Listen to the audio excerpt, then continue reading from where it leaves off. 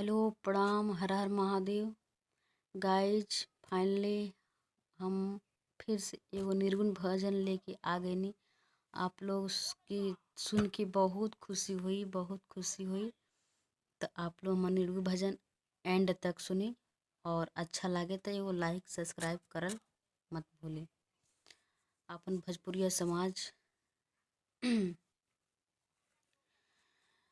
बारी मोरी अबही उमरिया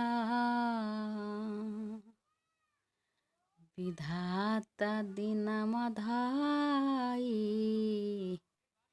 दिहले राम।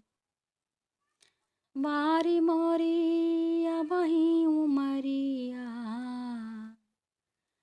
विधाता दिनमा धाई दिहले राम।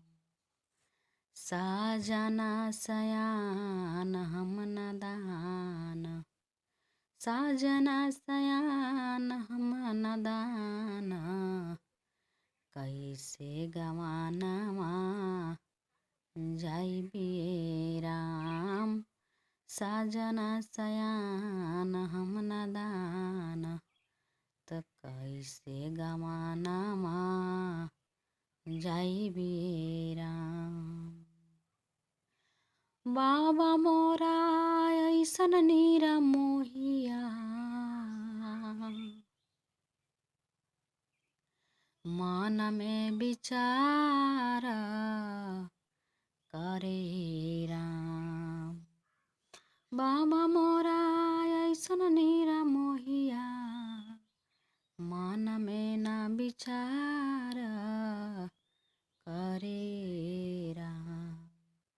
माई मोरहिया के कठोर, माई मोरहिया के कठोर, तो घरवा से निकाली देहलिए राम। नैहर में कुछहु न सिखानी, पिया के घर काई करबो राम।